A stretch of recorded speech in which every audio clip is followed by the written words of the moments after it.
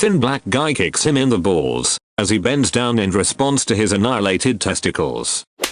What is the best you messed with the wrong person moment you've seen?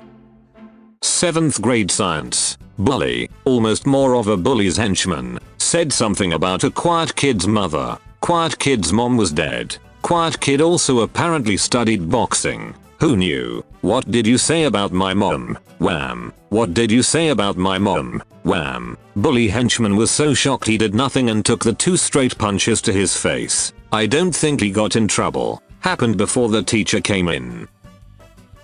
My high school boyfriend and my older brother. My freshman year of high school I met Scotty. He was a little on the weird side, a scene kid, but he was nice enough. Until the day he decided to hit me. I said something he didn't agree with, and in retaliation he slapped the bejesus out of me. If there was an award for best bee slap then Scotty won it. My head snapped back, saliva flew from my mouth, tears formed in my eyes. We had been in the car, sitting in traffic behind some accident or other. He kicked me out of the car and made me walk home. I sat down on the side of the road and called my brother because I wasn't ready to deal with my mother's reaction. My brother showed up in his Jeep, held up traffic on a Friday afternoon to make sure I was okay. He had even stopped at the store and bought me a bag of frozen peas for my cheek. We drove on. The car was deadly silent. My brother was steely-faced, white-knuckle gripping the wheel, pure white anger in his eyes. We drove past our road and kept going.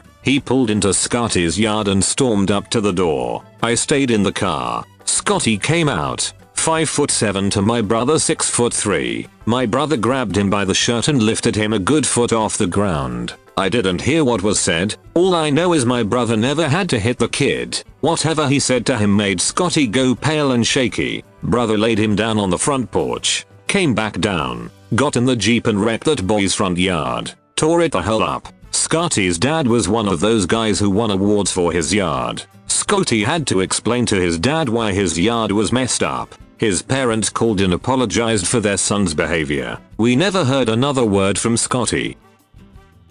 Was riding the bus home from school one day. Bunch of a-holes messing around in the back throwing food and other junk. A quiet, overweight kid sat in front of them, minding his own business when one of the a-holes thought it would be funny to shove an old sandwich in his face and call him fat boy. Quiet kid stood up and knocked him out in a single hit, then grabbed his bag and walked up to the front of the bus and got off at his stop as if nothing happened. Yuppie frat boy in an econ course I was taking my freshman year got caught cheating. At my university, we all sign a contract agreeing to their honor code policies, and cheating is an automatic expulsion. But the professor decided to be nice, and was just going to give the kid a 0 on the exam. Frat kid doesn't think that's enough, and it turns into an argument. Kid starts saying how in his family is at the university, and how none of this matters because he'll just pull some strings. Long story short, our professor is actually close friends with the chancellor of our school. Not only did the kid get expelled from the school, but they somehow got him into legal trouble as well for some of the comments made in class that day. I don't know what was said that could have been used against him, but the kid ended up in some deep trouble. There was this guy who was part of our group in college. He was a rectum, but he was one of the guy's brothers, so he hung out with us a lot. Whenever he would get drunk he would try to pick fights. We would just shake it off and ignore him. One of the guys hosted a pretty big New Year's Eve party. As it goes, this dude got drunk and tried to pick fights again. People were getting uncomfortable. There was one guy at the party who was about 6'4" and built like a tank who was just not having it. He waited to be confronted and then immediately carried the guy outside and threw him down on a stair and broke his leg. He stopped picking fights after that. I didn't witness it, but when I worked for AT&T, a gentleman and his wife came in because his son's iPhone 6 was bent. So, they wanted to get him a new phone. How did it get bent? Some turd held the boy up while he was walking home from school, taking his money and his phone. Both of his parents were retired police officers, and his father trained SWAT tactics and hand-to-hand combat. The son went home empty-handed and was initially scared to tell his parents because the thief told the boy he knew where he lived and threatened him. His parents eventually got him to tell them what happened. The thief was hanging out at a laundromat near their home when the robbery took place. The dad called his cop buddies who immediately rolled up to the laundromat along with the dad, where they apprehended the guy who still had the phone in his pocket. It got bent during the ensuing scuffle. Dude stole from the wrong kid. The kid was very polite and kind while in the store. He seemed pretty shook up. I was glad for him that his dad had his back. There was this guy who played drums all the time in Hawaii on the city strip. Nice guy, never chatted much except for a wave and to throw him a few dollars. Some drunk tourist decided it would be fun to mess with his drums. Guy gave him so many chances to walk away. Drunk tourist winds up for a punch and the dude just knocked him out in one punch. I just stood there and my buddy had the presence of mind to tell the guy to pack his stuff and leave before the cops come. Guy was pretty effed up and we helped him till the ambulance came. I'm pretty sure with the way that his jaw looked it wouldn't be a short recovery. This is low key, but I enjoyed it. My first week at a white collar job, my first such job, and we were in the middle of a department-wide meeting, about 17 co-workers and supervisors altogether. The person leading the meeting asks a question of no one in particular, and several of us answer. My answer differed from the rest. One guy turns to me and says, "Let's leave these questions to the people who actually have a master's degree, shall we?" I looked at him and said, "I have a master's degree." The room went silent, except for one guy who loudly oohed. I had given the correct answer. To top it off, Scrappy Chihuahua man road rages at me. I flip him off and pull into the grocery store parking lot. I needed to get formula for my daughter. He followed me. "Oh dear. Get out of the car, F-ot. I'm gonna kick your butt, okay?" I'm 6'5 inches, bald, bearded, and since I lost weight and started lifting, I've been mistaken for similar looking NFL defensive lineman.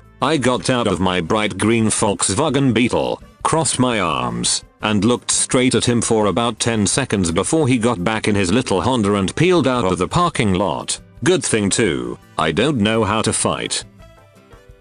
There was a family in my neighborhood that fostered a lot of Asian boys. One was in my class. A couple were older. They lived 3 houses down from my best friend and he became very close with the boy in our class. We can call him John. In retrospect it seems obvious that while he was in our class, he was obviously older and was probably placed with us so he could catch up with his education. He was a great guy. When we were in a high school, a kid from the class ahead of us took a special interest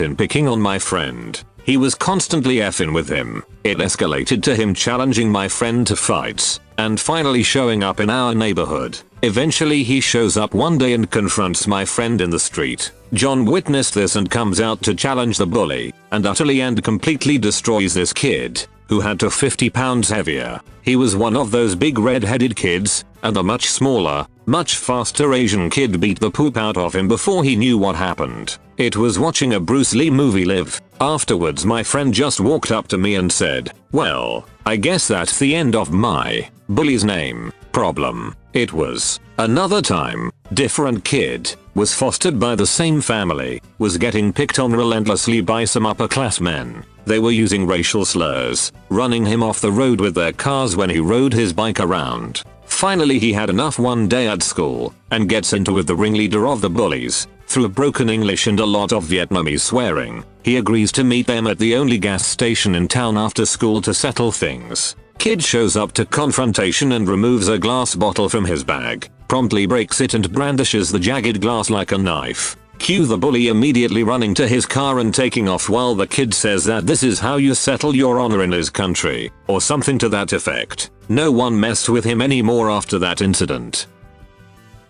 We had a vendor who showed up once a week and was a bit of a hand masher, like to crush your knuckles in your hand. The boss had just hired a doughy looking, middle-aged guy for the sales department. I told him to be wary shaking the vendor's hand. A few days later the vendor shows up, puts his hand out to the new guy with a big smile, and goes in for the kill. At first everyone is smiling. The new guy is looking him in the eye while pumping his hand furiously, then stops. The smile melts off the vendor's face. He had a pained look on his face as his lips pursed together. The vendor yelped a long EAA and dropped the new guy's hand like it was lava. Pulled the new guy aside and asked how he did that. 10 years I drove a tow truck. Must have changed thousands of flat tires with just hand tools. Nobody crushes my hand.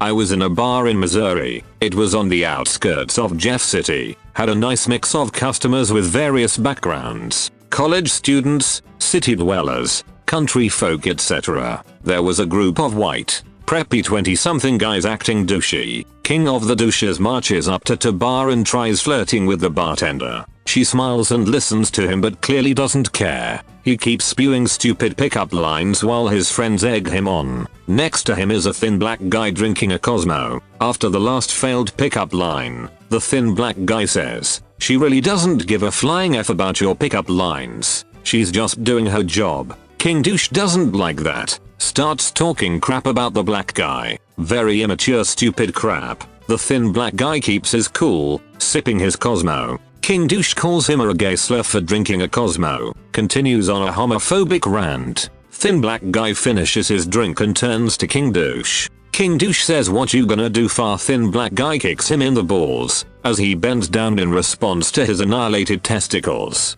Thin black guy uppercuts him in the throat. While King Douche full tries to comprehend what is going on, his friends come up behind him. Thin black guy kicks King Douche into his friends. The bartender tells the flock of douches to get the hell out. They help King Douche to his feet and leave. Thin black guy goes back to the bar to pay for his drink. The bartender says, "Thanks, Marcus." Marcus replies, "No problem. See you later." He walked out of his car and drove off. That is the last time I saw Marcus.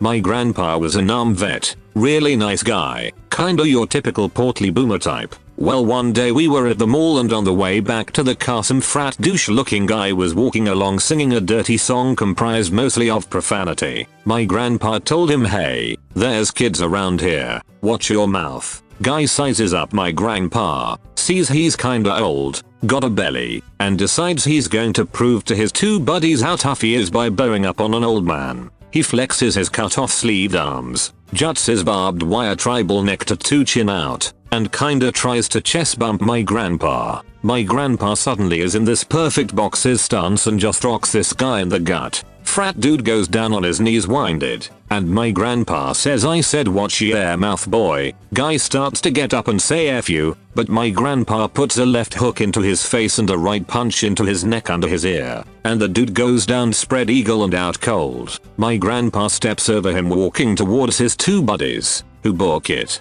We got in the car and he made me promise not to tell my mom. My twin sister had just gotten dumped by her a-hole gross boyfriend. I never liked him. He made her life miserable and was spreading rumors about her. She didn't want to have sex with him, so he dumped her. I was minding my own business walking through the packed cafeteria when he says, "There goes her slut of a sister," loud enough for those at nearby tables to hear. At this point, I had had enough of his BS towards my sister, and now he was dragging my name into the mud. "What did you call me?" I said. A little hush falls over the cafeteria. The football team on the other side of the table stands up, ready to fight. I worked with one of them at Pizza Hut, so I knew they'd have my back. He says, "You heard me, slut." This part happens in slow motion in my memory. "That's what I thought you said," and I hit him with all the force I had across his greasy face. I left a handprint from his ear to his nose. The whole cafeteria gasps. He looks surprised at first, then embarrassed, then fuming mad. He looks for the nearest teacher. There's no way they didn't see or hear what happened. Aren't you going to do anything? He yelled across the room at them. Nope, they said in unison. Unless you want to go to the office with her for sexual harassment. Gotta love the female gym teacher. He never spoke a word about me or my sister again. I became a minor school celebrity for a while. The football team came over to check on me and offered to finish the job. It was a good day. The comment of the day is from Gabriel Adair. In response to the video, people who regret meeting their online friends share their story. Gabriel wrote, I just married my best friend, who I met forever ago, online, a few weeks before we met in person. That is nice, Gabriel. I am happy to hear there are not only weird people showing up when meeting an online friend. Thanks for listening to Radio Reddit. Hit the subscribe button and activate that bell for more videos like this. By the way, I have not chosen a name for my subscribers yet. Someone suggested to call you Meat Popsicles. Is that how you want to be called? Let me know in the comments.